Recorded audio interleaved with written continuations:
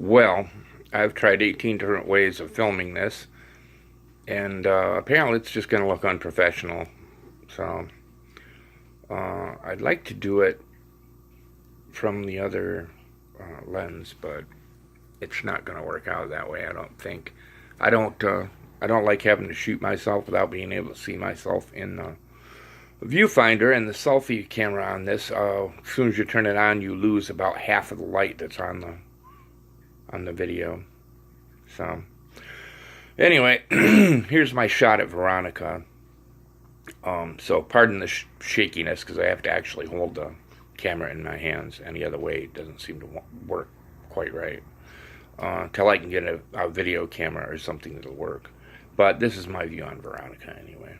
I just got through watching the horror film Veronica on Netflix tonight, and I was suitably unimpressed hearing about people being sick at the very end of the film or not being able to watch the ending of the movie, and that it's based on a true story and all this other interesting rigmarole.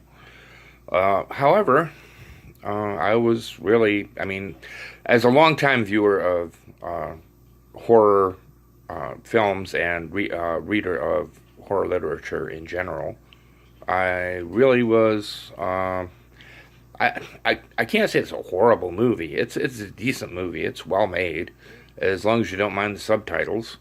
It's pretty original, but you've seen bits and pieces of it before. Like for instance, Ouija board or Ouija board as it's pronounced is very prominent. They could have called it Ouija the Spanish experiment. So, however, as I said, I was suitably unimpressed. The ending is okay. It's good. It's like wreck, or as we in America know it, quarantine. The beginning is actually the ending of the movie, where the police are rushing to the house to find out what was going on after getting a frantic phone call to 911 or whatever they call it in Madrid, Spain, because that's where this takes place, Madrid, Spain. But it has lots of, creepiness to it, not a whole lot of shit jumping out and scaring you. So I don't believe I jumped once. It wasn't bad, but it isn't anything to write home about.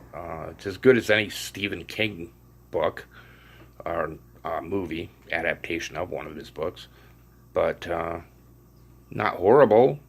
That's probably worth seeing. I'd give it maybe a 6 out of 10. A little bit above average, but not by much. And as far as the based on a true story goes, I would be highly impressed if it actually, if the movie actually was word for word what the police report said.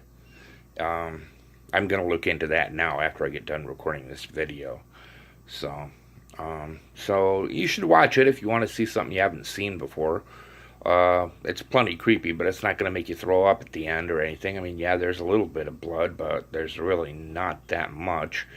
It definitely ups the creepy factor right at the ending, but it definitely holds no contest whatsoever with, say, The Exorcist. So, Veronica's a see it, but just barely. We'll be moving on to Ravenous next. Have a good night, everyone.